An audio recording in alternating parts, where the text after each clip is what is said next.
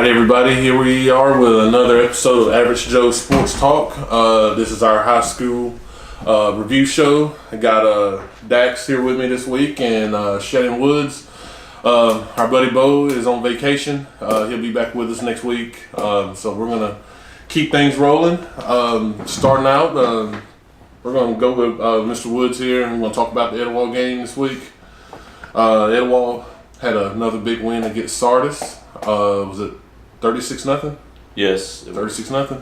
You want to talk about that a little bit? It wound up first play of the game. Ricky Wright intercepts the ball, runs back for a touchdown. And that's kind of the demise right there for Sardis. Although it was 12-0, they hung in there. Now they didn't get a whole lot of yards. I don't even know if they got a first down in the first half. Maybe one off a penalty on Etowah. Mm-hmm. But they hung tough. The defense played well.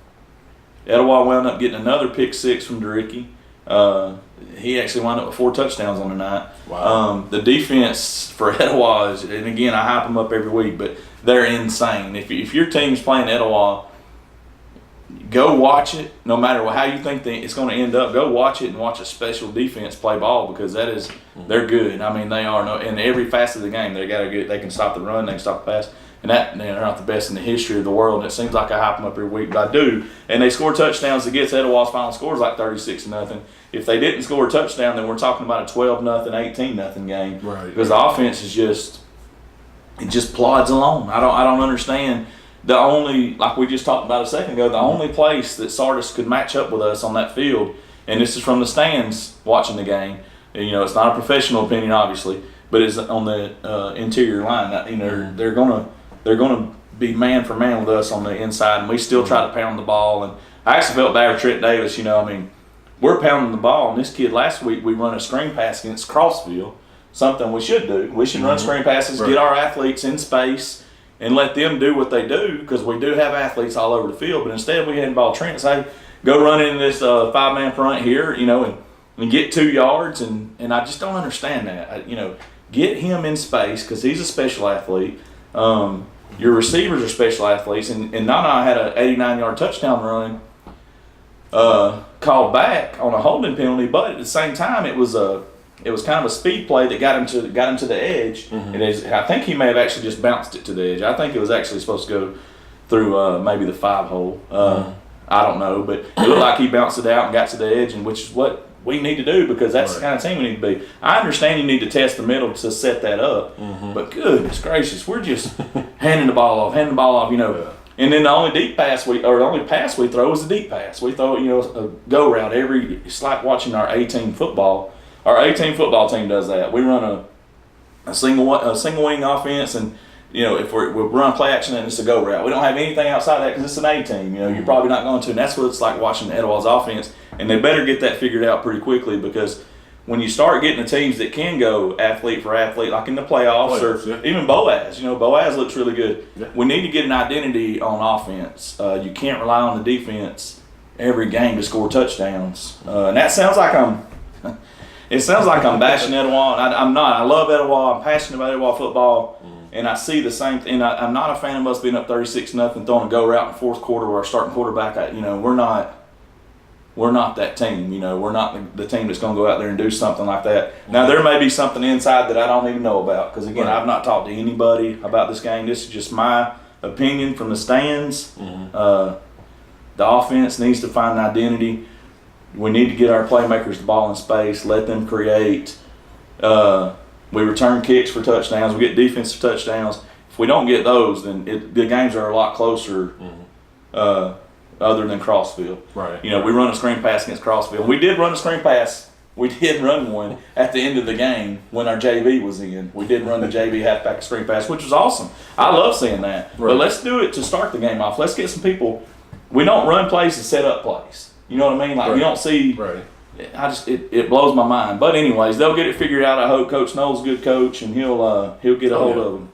Oh yeah. I sound aggravated. I am passionate. I'm passionate about Etowah football, and I know this team is so good, but it seems like we're holding ourselves back. And these scores, if you didn't see the game, you see it's 36-0. Well, that's what Etowah. We figured that. Well, it really wasn't. Sardis hung tough, and I don't know if it was more because of their preparation or more because we're trying to pound the ball up the middle and we're not a pound the ball up the middle team. I understand you have to do that to set other things up, but it don't seem like that's what we're doing. But other than that, great game. I mean, Emil had a good game. All the big name players we normally talk about had good games. DeRickey Ricky's a special player that really doesn't get as much. He doesn't get as much airtime as the other players, but that guy, man, he is good. Yeah, I think he was the defensive player of the week or something for 33-40, if I'm not mistaken. One of the news stations did recognize him over the weekend, so that's huge. Considering they cover all the schools in Birmingham and schools up this way. For him to get that recognition from them, that was huge. That's good. That was really huge. Southside was off this week. Dax, anything on? I know I got a big game coming up with Etowah this week, and we're going to talk about that Wednesday. But how did things go this week? The funny thing was last night I saw Alex and Brady, and Alex asked me. He said, You watched my film yet? I said, not yet. So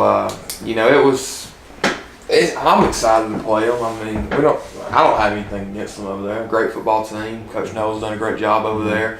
Got some, like he said, some really big playmakers. So I'm excited, and I think it's I don't like to brag on us a lot, but I think it's definitely game of the week. I don't think you can call another game of the week. Yeah. We're most definitely going to hit that game big time on our Wednesday show. Looking forward to that Wednesday night. And I like our preparation. I think that we had that extra week last week. That's going to help us a lot. That's going to be huge. I think going in when you play a team like Etowah. You're playing the number 2 team in state, a team that has a chance to win a state championship. It's always exciting to be able to play competition like that. And, I'm just excited to see how our team and how our preparation kind of pays off. All right, good deal. Couple other games I'm going to hit on in the area. Hoax Bluff. That's a team that I have really come to like this year. I've seen them play against Southside. I mean, I've paid a lot more attention to Hoax Bluff, but I just think we need to hit on them a lot more than we have. A couple of their players, number 11, Karsten Eubanks, number 10, Braden Hill, and the quarterback, Ashton Gullidge. I mean, Darian Meads. I mean, they had an awesome season so far. Darian had 3 first-half touchdowns and over 200 yards this past week in a 49-7 win over Aniana. Eubanks covered a fumble, and then he had a third-quarter interception that was huge. 3 solo tackles and 2 receptions, and one of those receptions been a touchdown. I really don't see anybody out of the north bracket of 4A touching Hoax Bluff this year. And like I said last week, I don't brag on a lot of football teams. Yeah. But you can brag on Hoax Bluff because I think a lot of people felt like losing their quarterback last season, it didn't really hurt them. Like I said, I don't come on here to talk about other football teams. I come on here to talk about the one I'm affiliated with. But I'm telling you, you just gotta like Hoax Bluff. They hit you in the mouth for 60 minutes, and I think they're going to be really successful. Oh yeah, they are. I mean, Coach Rob does a great job over there. Can't stress that enough. I feel sorry for whoever has to take over after that. Oh yeah, they're gonna have some pretty big shoes to fill. Another team that's coming up on the radar, Boaz. They had a huge win over Alexandria this past week. They won 14-7. Apparently, that was their first ever win over Alexandria in 8 tries. So I know that had to be a great feeling for them. Their running back, Christian Collins, had 191 yards rushing, and he scored both of their touchdowns. I still don't know if it's their scheduling or if Boaz is that legit. But we're getting to that point in region play. I guess we're going to find out what Boaz is all about, and to beat a team like Alexandria really does say a lot. Boaz, they play Pisgah next week in a non-region game. I guess before they really get into the meat of their region schedule. Next game, I was at this game, Gadsden City. It was another tough loss for the Titans this week, but saw a lot of improvement from the offense and defense. To me, played an outstanding game. The score doesn't say that. It was 31-10, but Austin capitalized on 3 huge plays in the second half that really turned a one possession game into the final score. Yeah, they were only up 10-3 at halftime. Right as time expired in the first half, Gadsden City drove the length of the field. Didn't have time to go get that touchdown. I think they kicked the field goal with just like 2 seconds left. But I mean, it was a good drive going into the half. A lot of momentum. Had the momentum. Come out first play of the second half. Austin takes that momentum away with an onside kick. Covers it. 4 plays later, then you got a 17-3 ball game, and I mean, those guys never gave up. Gadsden City still fought. They had an interception that was returned for a touchdown. That's another huge play that hurt them. And also had a fumbled punt return, which again 4 plays later they're in the end zone. So turnovers. Those 3 plays really hurt Gadsden City.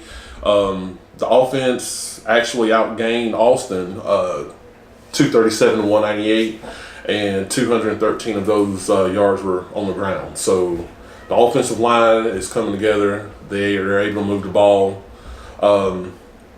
We didn't have our starting quarterback, DeMarcus Macon. He was out with the injury this week, and so Jamontez Woods and Jamian Jones stepped it up big time for the offense. Jamontez had 100 yards on 12 carries, and Jamian Jones had 81 on 8 carries. And Jones, that's a new one. I don't know where he came from, but he had an outstanding game. So that right there gives me some hope on the rest of the season too. We got 2 running backs that can move the ball. So it's only a matter of time before all this comes together.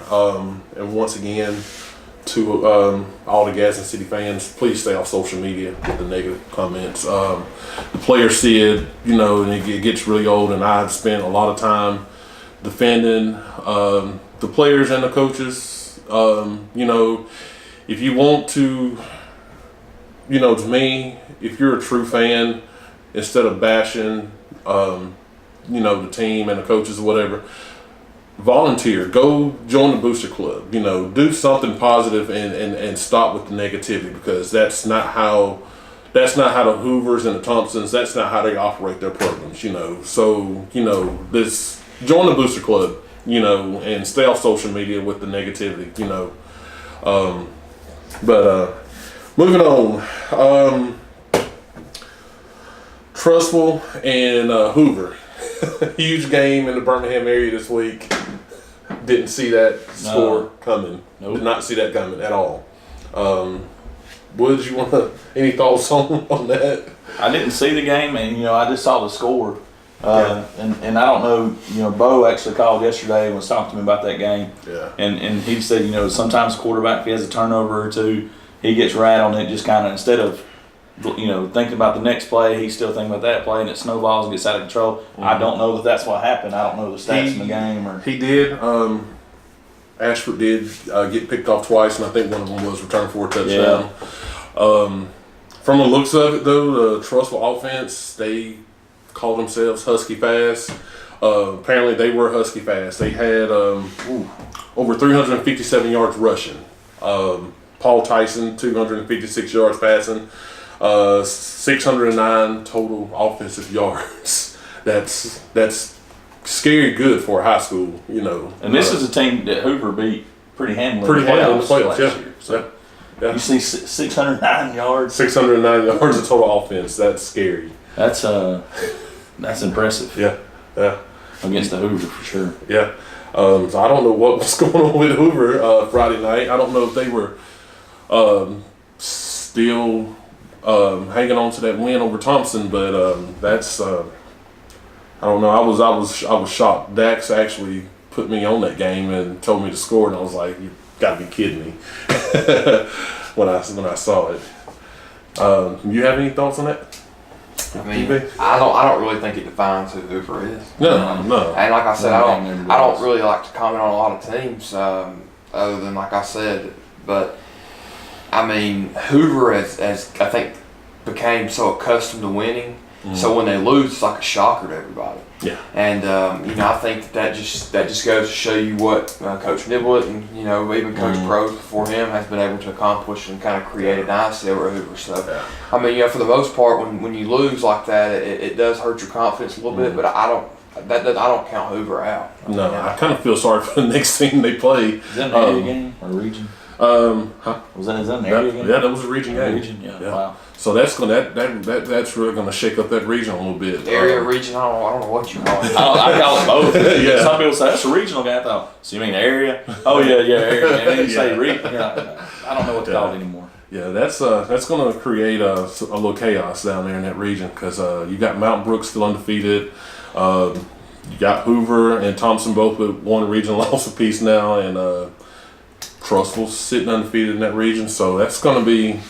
I think those are going to be your 4 playoff teams, out of that region. But it's going to be a dogfight, definitely. And I feel sorry for the Huntsville 7A region that has to cross over with them in the first round. But they're playing their forward. It's really like a warning. Exactly. I mean, Hoover could wind up 4th in that region and have to play Gadsden City or Sparkman or Huntsville or something. So that's that's not a good crossover. But yeah, that's our rundown of last week's games. We'll be back Wednesday with our preview for next week, highlighting Etowah and Southside. Etowah Southside. Just remember to hit that subscribe and like button, and we'll see you guys next week.